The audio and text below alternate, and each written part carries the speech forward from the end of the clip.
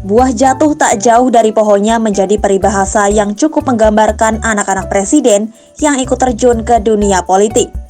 Di antara dari mereka, ada yang jadi elit partai politik, kepala daerah, bahkan anggota legislatif loh.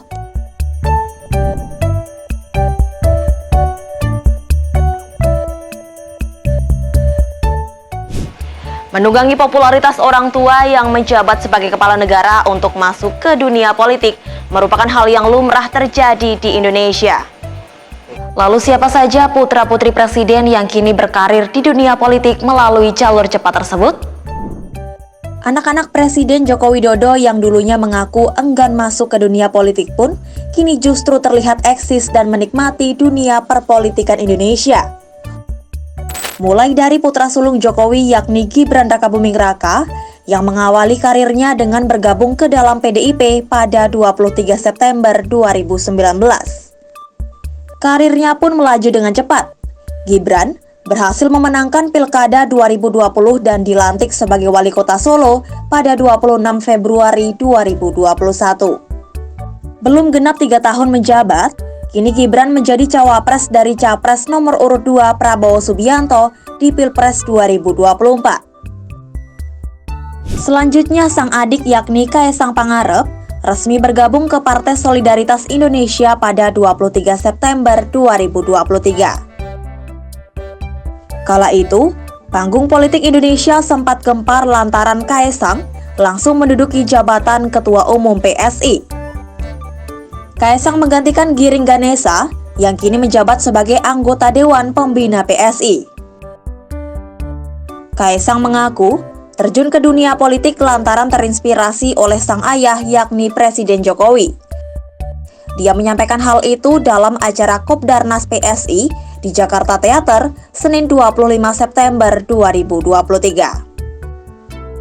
Saya masuk politik itu ya salah satu inspirasinya bapak saya sendiri. Kalau yel-yel Jokowi terus saya nggak pidato loh. Ya sama aja, saya juga nggak bisa lanjut nanti.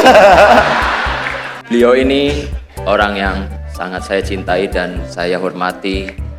Saya ingin mengikuti jejak beliau untuk berpolitik untuk kebaikan. Selanjutnya, putra Presiden ke-6 RI Susilo Bambang Yudhoyono atau SBY juga turut berkiprah di dunia politik.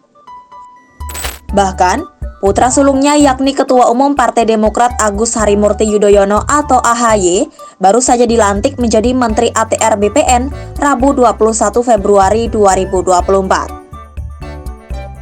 AHY mengawali karirnya dengan bergabung ke Partai Demokrat dan mencalonkan diri sebagai Gubernur DKI pada Pilkada 2017.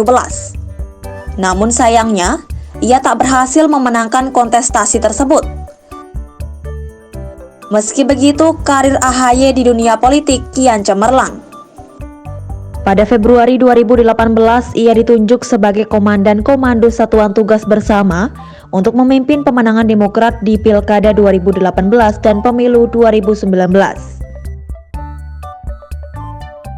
Lalu Oktober 2019, ia terpilih sebagai Wakil Ketua Umum Demokrat dan 2020, AHY ditetapkan sebagai Ketua Umum Demokrat periode 2020-2025 menggantikan SBY.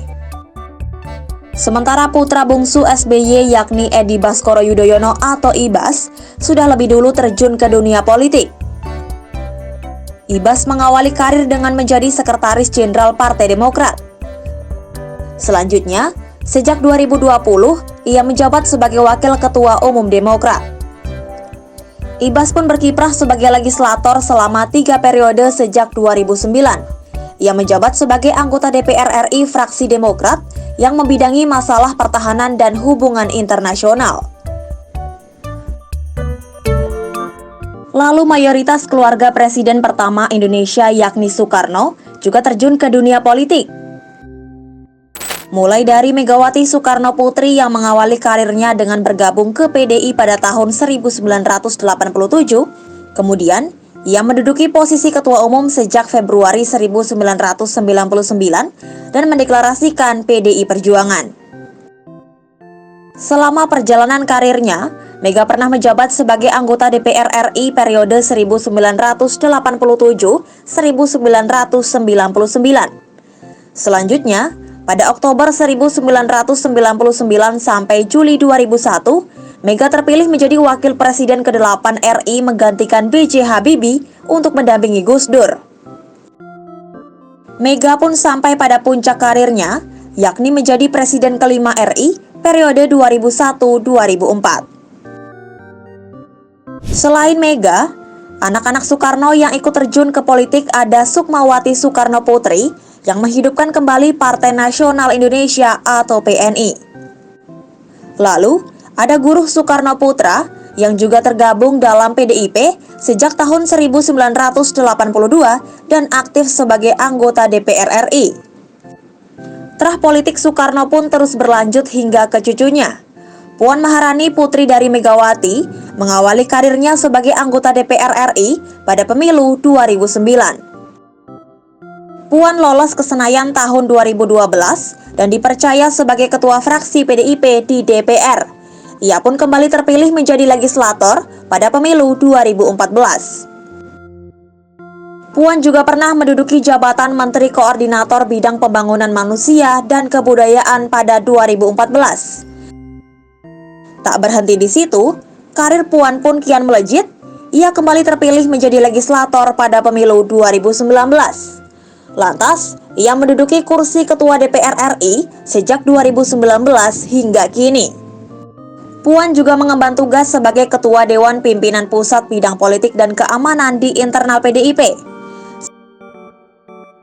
Sementara, putra sulung Megawati, Prananda Prabowo, juga aktif di politik. Namun ia lebih memilih berada di belakang layar. Prananda dikenal sebagai konseptor sejumlah pidato politik Megawati. Di internal PDIP, dia menjabat sebagai Ketua Bidang UMKM Ekonomi Kreatif dan Ekonomi Digital. Selanjutnya ada Yani Wahid, putri kedua Presiden keempat RI Abdurrahman Wahid atau Gus Dur. Yeni mengawali karirnya sebagai Sekretaris Jenderal Partai Kebangkitan Bangsa atau PKB periode 2005-2008. Berkonflik dengan Ketua Umum PKB Muhaimin Iskandar, Yeni pun berakhir dipecat dari partai tersebut. Namun tak berselang lama, yakni tahun 2012, Yeni mendirikan partai baru bernama Partai Kedaulatan Bangsa Indonesia Baru atau PKBIB. Namun jelang pemilu 2014, partai tersebut tidak lolos verifikasi faktual oleh KPU sehingga gagal melaju ke panggung pemilu. Di sisi lain, Yeni juga sempat menjadi staf khusus bidang komunikasi politik selama 1 tahun di era SBY. Namun, karir itu terhenti lantaran Yeni memilih untuk mengundurkan diri. Fenomena serupa juga terjadi pada terah Presiden kedua RI Soeharto. Mulai dari Tutut Soeharto yang mengawali karir di era kepemimpinan ayahnya, mulanya ia menjabat sebagai anggota MPR RI fraksi Golkar sejak 1 Oktober 1992 sampai 14 Maret 1998. Lalu, Tutut ditunjuk menjadi Menteri Sosial Republik Indonesia sejak 14 Maret sampai 21 Mei 1998. Selanjutnya ada Titik Soeharto, pernah menjabat sebagai DPR RI dari Partai Golkar periode 2014-2019. Namun, setahun sebelum masa jabatannya berakhir, ia memilih untuk mengundurkan diri yakni pada 2018. Usai mundur, Titik pun bergabung ke partai berkarya milik adiknya yakni Tommy Soeharto.